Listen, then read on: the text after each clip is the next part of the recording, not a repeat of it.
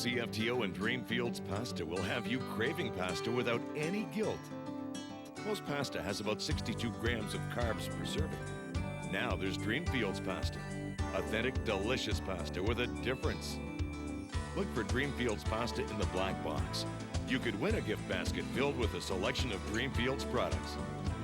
Just tune to CFTO News at noon December 3rd for your chance to call in and win.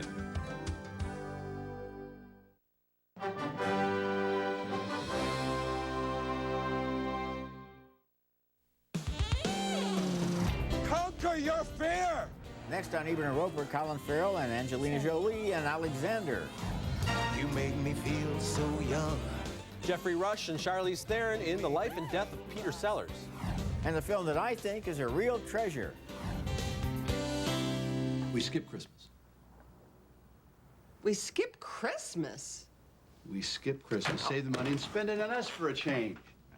Tim Allen and Jamie Lee Curtis decide to skip the biggest holiday of the year and Christmas with the Cranks. I'm Roger Ebert.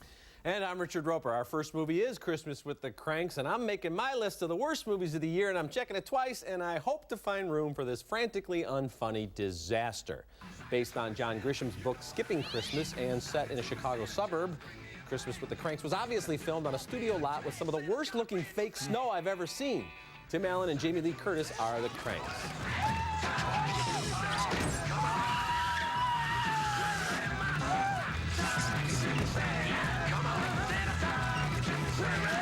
Now, because the Cranks live in some sort of parallel universe neighborhood where everyone celebrates Christmas in a gigantic way, the neighbors are all outraged by the Cranks' Christmas-skipping ways.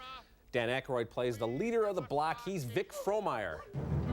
Nora, stop the car, Nora. Stop the car, Nora, please. We just want Frosty. Talk to me, Nora, please. Indulge me. I think Aykroyd should have jumped in that car with Jamie Lee. They could have driven to a video store and rented Trading Places, the great Christmas time comedy they starred in 20 years ago. Now, after spending weeks avoiding Christmas celebrations, the Cranks then have to go into full holiday mode. Why? Because their 23-year-old daughter, who left home just a few weeks ago on a Peace Corps mission to Peru, is coming home with her handsome doctor fiancé. Oh, we land at 8:03. Tonight? Yes, tonight, just in time for our big Christmas Eve party. You are having the party, aren't you, Mom? Of course we are. Mom and Dad, and in fact the entire neighborhood, react to this news as if the girl is a 12-year-old kidnapping victim who's been missing for years. Christmas with the Cranks is a sappy, slapsticky mess. Big, big, big thumbs down, down, down. Big thumbs down, down, down for me, too. This movie is dead in the water. It's not funny, and furthermore, it makes you feel kind of icky. For example, the fact that that woman across the street has really gotten some very bad news about cancer, and so they give her a cruise. Yeah. You know, because she doesn't have to worry about chemo or radiation. Have a nice time going through like that, customs you know. and drinking the rum pina coladas and all that fun stuff. Yeah, I know. It made no sense. The neighbors were like the Stepford Christmas enforcers. Yes. I mean, it's absolutely fascistic the way they insist that you have to have Frosty the Snowman on your roof, or you cannot live in the neighborhood And they anymore. have no lives, apparently, no jobs. Their only mission is to gang up on the Cranks. And Jamie Lee Curtis, who I like a lot, she overacts so horribly in this thing. When she finds out her daughter's coming home, I'm like, what is going on with this movie? And here's another thing. This movie manages to get through a whole film about obsession with Christmas without ever mentioning Jesus. Right. And it's his birthday, It's department store Christmas that they're all... Yeah. It's the secular holiday that they have it's amazing. You can make an observe. entire movie about Christmas and no mention of religion whatsoever. Audrey Tautou and the director Jean-Pierre Jeunet, who had a worldwide success with Amélie in 2001, are together again for a very long engagement. Amélie was a wonderful film. This one is even better. It tells the story of a young woman with polio whose fiancé is reported dead in World War I after being sent into no man's land as punishment for trying to get out of the war. Audrey Tautou plays Matilda, a determined young lady who follows up one clue and tantalizing lead after another to solve the mystery of her lover's fate. Dis-Louis, dis à Véro que je penserai toujours à elle et que c'est bien malheureux qu'elle ait pu me parler. J'ai revu Biscotte et on s'est réconciliés. Adieu, mon ami. Bastoche. The film's recreation of trench warfare in World War I is immediate and graphic. We feel the hopelessness that caused men to do anything to get out of this war. On va se marier. Une chance qui nous est condamnée, sinon on aurait dû attendre la fin de la guerre. Là, du coup, je vais pouvoir rentrer à la maison tout de suite après l'exécution. Like Amelie, this is a visually stunning film. Jeannot's camera flies over the action with total freedom, and special effects are used to create a convincing reality of the battlefields and Paris around 1920. But the story is gripping in a very simple way. Because Matilda believes her man is alive, her quest leads her to discover one sad or horrifying truth after another about the war, where trench warfare was a sentence of death for millions. A Very Long Engagement is rich in supporting characters, and at the center is Audrey Tautou in a performance of both strength and great charm. Thumbs up. Thumbs up for me as well, Roger. And you know, this is such a bold experiment that in less talented hands, it could have been a disaster because you mentioned all these elements. There's like a spy film noir thing going on here. There's a very hardcore, gruesome, intense look at World War I. Then there's a kind of whimsical feelings. You know, Audrey Tautou will have these little games she plays with herself. This will be true if I can count to this or reach that. And all these things work together so well. And you're right, visually, it's one of the most impressive films of the year. It really brings that awful trench warfare in World War I to life, where the men just basically stood there in cold and water up to their knees. You can understand why a man would injure himself, would arrange to be shot in the hand so that he could try to get out of a certain fate. Yeah, they're fighting off the rats, they're fighting off all kinds of diseases, and every once in a while they're expected to jump over the top and be shot to death. But then there are these beautiful scenes in Paris, and her detective work, and it all works together just beautifully. It's a good film. Beautifully. Okay, when we come back, Jeffrey Rush shows the dark side of Peter Sellers. What's great about this Passat, has 4-motion, all-wheel drive. Right. Responds so fast you won't even know it's working. Whoa. Did you feel that? No, what? Exactly. I didn't feel anything. Right. What? There, did you feel that? I still didn't feel anything. There you go. No, did you feel that? No, what? I'm just kidding that time. Well, I'm with you now. Want to find out what makes a Volkswagen a Volkswagen? Come drive it. You'll get it. I would like a new desk. A cordless phone. Where's your mother? Oh, and a fax machine with the buttons that blink and beep, but one that has plain paper fax, because that other stuff that rolls and rolls Not again. isn't really good. And a scanner and a Palm Pilot. What are those little bally things that roll around on that? That's what I'd like one of those. She does this every year. I haven't finished yet. Get everything you need for Christmas at Staples Business Depot for great gifts for less. Talk to our experts in red. United Furniture Warehouse has great gift ideas just in time for Christmas. This solid pine bunk bed, $2.99. This swivel reclining glider and ottoman, only $1.59. Wow! United Furniture Warehouse.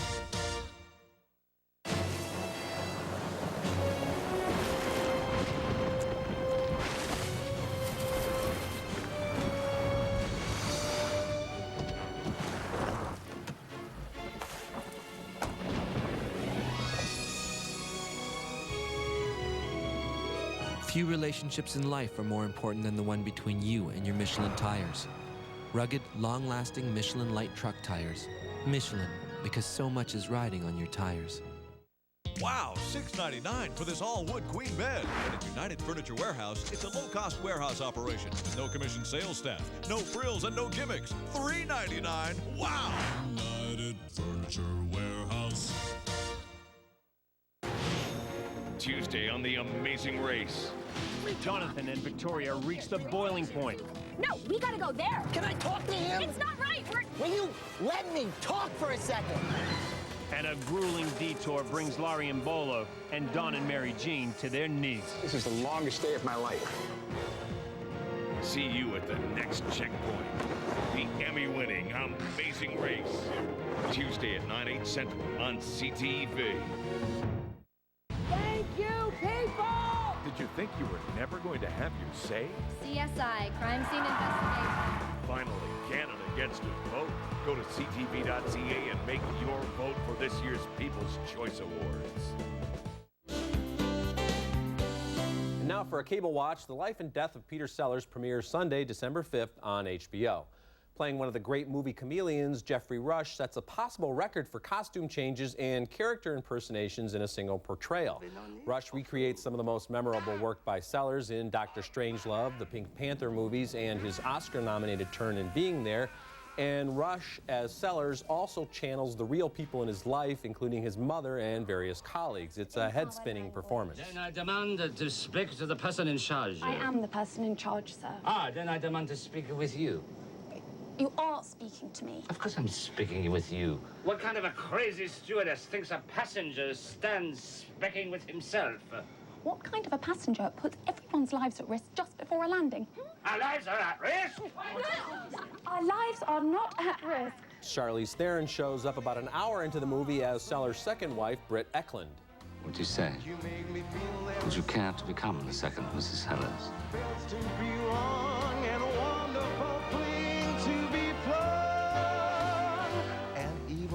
You better hurry up, love. I've only got the band for another half hour. Like a lot of comic geniuses, Peter Sellers apparently was a contemptible, antisocial jerk in his private life.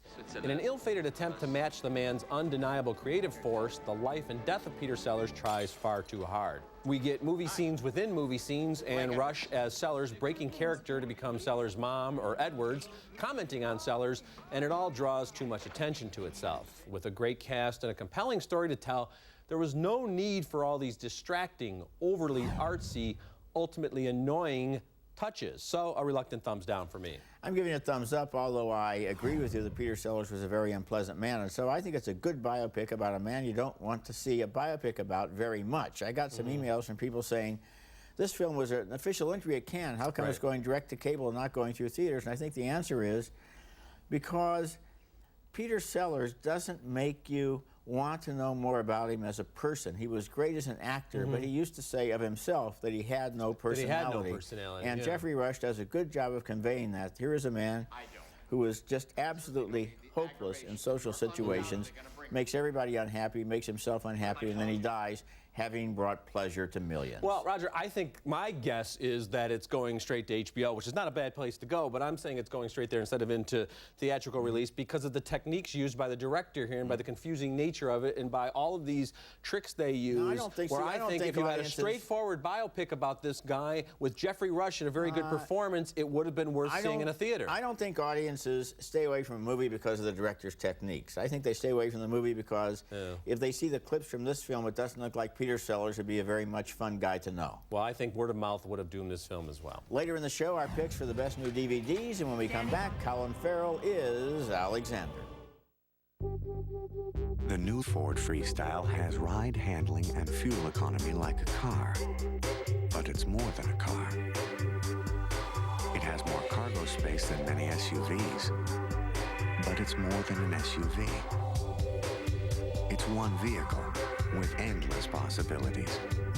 The newly invented Ford Freestyle. We keep thinking about the everyday adventure because we want you to drive a Ford. The record-breaking sales during the past several months has left the brick with thousands of one-of-a-kinds, canceled custom orders, and clearance home furnishings. This excess inventory must be sold, with clearance savings up to 70%. Ends Wednesday at midnight. Subway Restaurants introduces new hot oven-toasted subs, like the toasted barbecue steak with Monterey cheddar cheese sub. Toasted top to bottom and all the way through on our fresh baked bread. A great new taste no one can resist.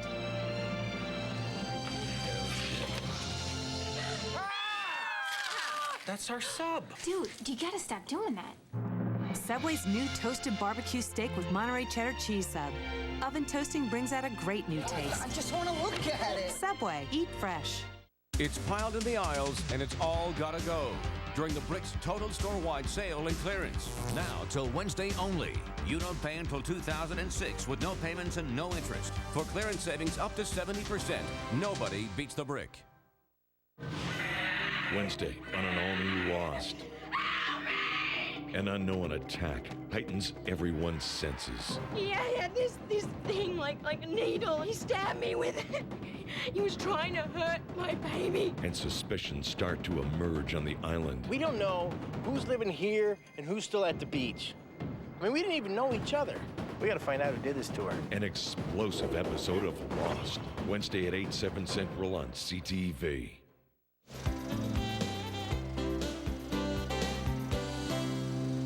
You dog! I've nothing to be ashamed of, you arrogant brat! I'll marry the girl if I want. And I'll have as many sons as I want, and there's nothing you or your harpy mother can do about it. Why, you drunken man, must you think everything I do and say comes from my mother? Because I know her heart, by Hera. Oliver Stone's new epic, Alexander, is, I am very sad to say, a disappointment in every way. I have great respect for Stone, a director who never stops reaching for greatness, but this biography is confused and unfocused, and as Alexander the Great, Colin Farrell never comes sharply into focus. His life seems to be torn between three great loves. His mother, Olympias, played by Angelina Jolie, is a woman who hates and fears her husband, Philip of Macedonia. He will never give you the throne now, Alexander. Never. His lover since childhood, Hephaestion, played by Jared Leto, as a mixture of masculine and feminine appeal. They say it was never meant for you to be king of Asia. Naturally. They want only to return to their homes rich with gold. But I've seen the future, Hephaestion. I've seen it now 1,000 times, on 1,000 faces. And Alexander's Asian wife, Roxanne, played by Rosario Dawson, who he marries as a gesture to show his solidarity with the people that he has conquered. In Persia, you are a great king. Here, they hate you. The battle scenes have a fierce energy, especially in India, where Alexander's armies face terrifying elephant charges.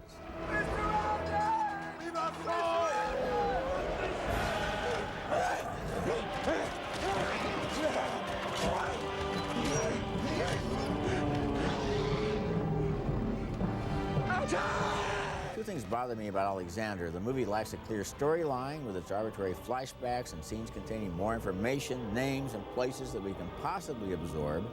And I have no idea what the movie thinks about its hero. At times, he's an idealist trying to unite the world and absorb its civilizations. At other times, he's sexually confused and petulant. It was common at the time for men to have both male and female lovers, but Alexander seems to almost resent Roxanne, and the movie tiptoes around his relationship with Hephaestion. They hug a lot. The battle scenes are effective, but what is the movie trying to say? Thumbs down. Well, I have to agree with everything you're saying, especially about the way they're flipping back and forth in time, because at some point, Angelina Jolie and Colin Farrell are the same age. Yeah. It's amazing. She's his mom. They're the same age. And yet, I'm giving it thumbs up because it's just a wild, glorious, wacky mess that I found really entertaining. I'm sure the historians are going to howl, and I don't think Colin Farrell is the right person to play Alexander the Great. He's Alexander the Pretty Good. You know, you don't really see, I mean, he's not like Russell Crowe in Gladiator, which I think was what Stone's going for. And yet I was entertained throughout, often in a campy fashion. I'll give you that. I mean, Angelina Jolie with the accent and her pet snakes. And the snakes, which maybe she brought herself onto the set. I don't know. And you can almost see the tattoos, you know, covered by the mod. But I found that wildly entertaining. Same thing with Rosario Dawson. Let me tell you. Well, Rosario Dawson is a beautiful woman. Yeah. I mean, I'm glad you're giving it a thumbs up because I have the greatest respect for Oliver Stone, and the guy doesn't play it safe. He will not bore you. He will never not bore you. safe. I felt so bad that I didn't like this movie, but I have to be honest, I didn't. And I'm not sure I understand. what the point is. I mean, I don't know what he thinks about Alexander. No, I don't know what we're supposed to think about Alexander. You have a movie that's almost 3 hours long, and you really don't get to know too much about Alexander. He gives these big speeches like he's Bill Parcells at halftime, rallying the troops. And, of course, the battle sequences, as always, the leaders always get to meet in the middle of the battlefield. It's fashionable to put down actors like Charlton Heston, but he knew how to wear a toga and carry a sword. He really did. I'm still recommending it for what it is. Okay, our next movie probably doesn't have the budget of Alexander. It's Bright Leaves, and even though filmmaker Ross McElwee's 1986 movie Sherman's March reportedly inspired Michael Moore to make Roger and Me, McElwee's style is a gentle whisper compared to Moore's big shouts. In Bright Leaves, the northern-dwelling McElwee returns to North Carolina, his family's homeland dating back to the 18th century. He languidly investigates the semi-legendary stories about his great-great-grandfather, who supposedly was the original marketer of Bull Durham tobacco, but was driven to financial ruin by the Duke family. How do you feel about that now? Well, I feel like that they cheated my grandfather, and I feel like that the least they could have done was giving him some stock. McElwee is sure his family's story is the inspiration for Bright Leaf, a 1950 film starring Gary Cooper, Lauren Bacall, and Patricia Neal. A deeply eccentric film scholar insists that McElwee be strapped in a chair and wheeled around during their interview about the movie. What is the essence of their conflict? He didn't succeed that, you know. Curtis simply didn't have cinematic vision. The mysteries McElwee sets out to solve aren't very involving, and his meandering style, while charming at first and literate, becomes repetitive and, yes, even a little dull.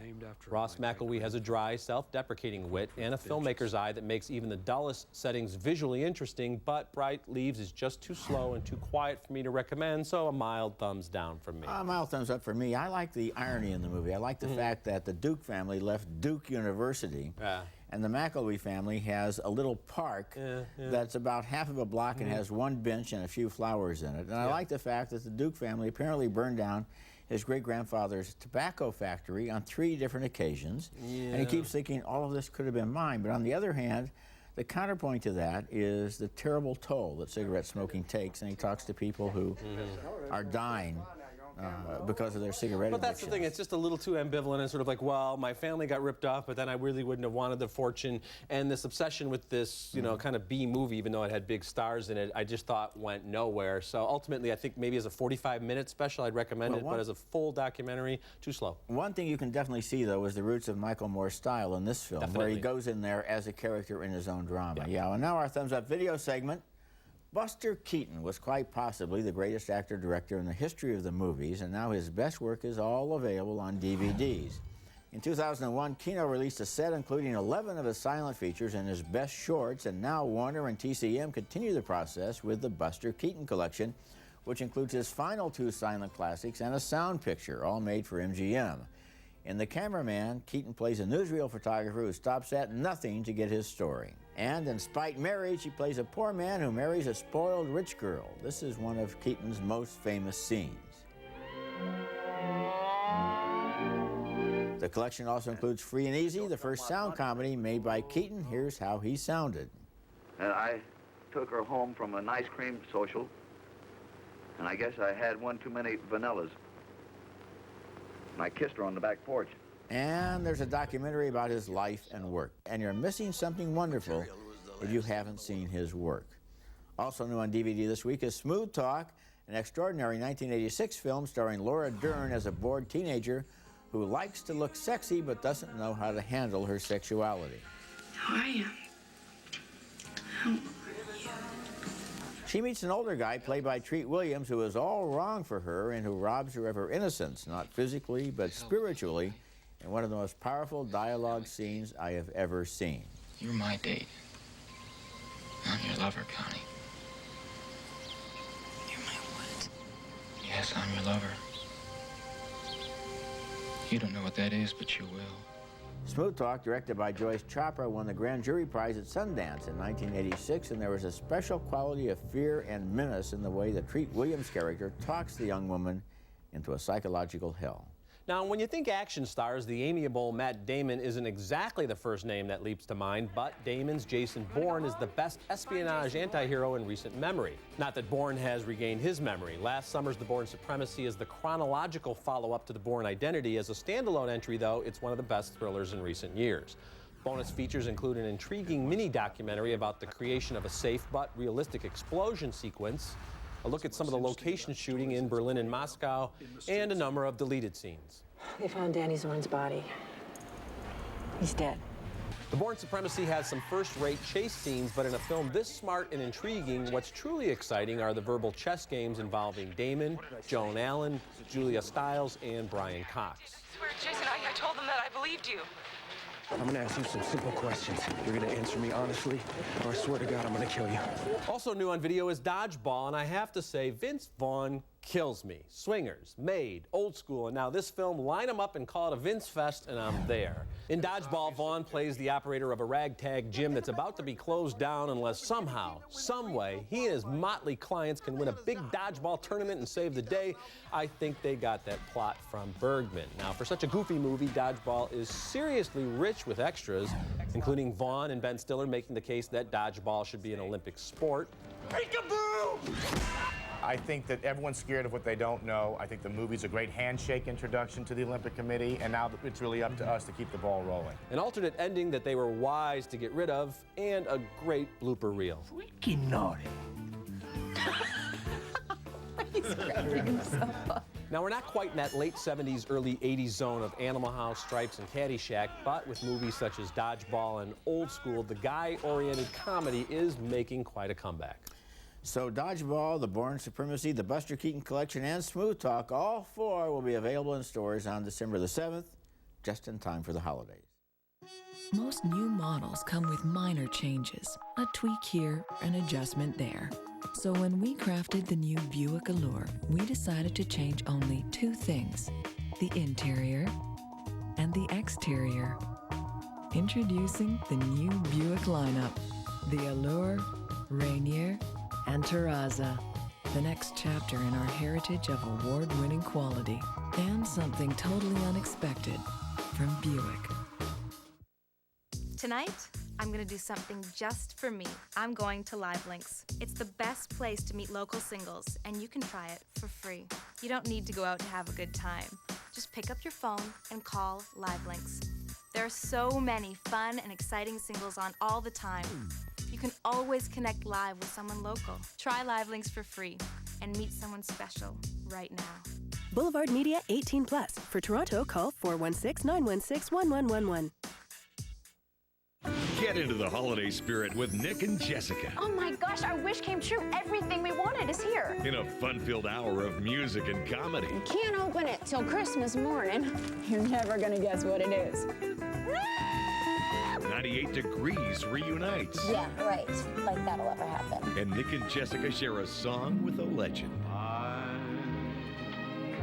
Nick and Jessica's Family Christmas. Wednesday at 9, 8 Central on CTV. Okay, recapping the movies on this week's show. 2 thumbs down, way down for Christmas with the Cranks. 2 thumbs up for A Very Long Engagement. We split on the life and death of Peter Sellers. It premieres on HBO December 5th. We split again on Alexander, and we split once again on Bright Leaves. Next week, we'll be back with a review of Leonardo DiCaprio and Martin Scorsese's The Aviator. Visit our website at EBERTROEPER.TV or at movies.com. When you buy this butter-soft leather sofa and love seat at United Furniture Warehouse, our fantastic gift to you just in time for Christmas is the matching leather chair. Free! Wow! United Furniture Warehouse. Action! Remember, when you hit the water, I need you to hydroplane out of control. Water! Remember, out of control. Cut! No, cut! Cut. Back in. Fire the stunt driver. The new Michelin Hydro Edge with patented hydro chutes. It's our best performing tire in its class. Michelin, because so much is riding on your tires. When you buy any Serta mattress set over $700 at United Furniture Warehouse, our fantastic gift to you just in time for Christmas is a twin Serta mattress. Free! Wow! United Furniture Warehouse. Tuesday on The Amazing Race. Jonathan and Victoria reached the boiling point. No, we gotta go there. Can I talk to him? It's not right. Will you let me talk for a second? And a grueling detour brings Laurie and Bolo and Don and Mary Jean to their knees. This is the longest day of my life. See you at the next checkpoint. The Emmy-winning Amazing Race. Tuesday at 9, 8 Central on CTV. Closed captioning brought to you by Kalen Porter's debut CD, 219 Days, on sale now.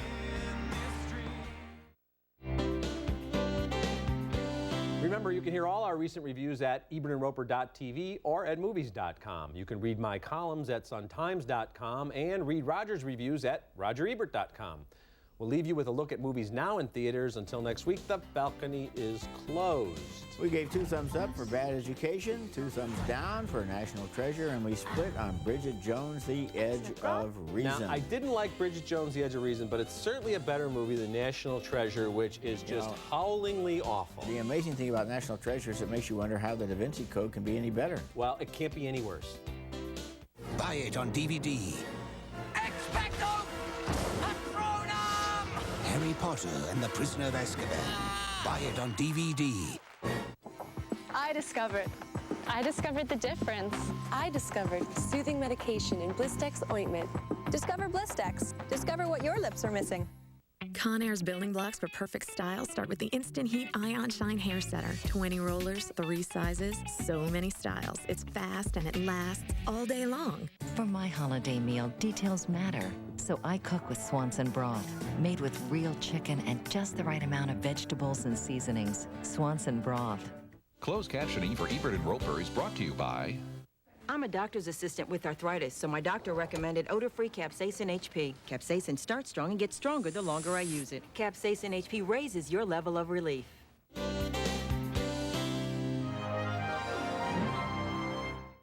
CSI Miami, tomorrow at 10, 9 Central on CTV.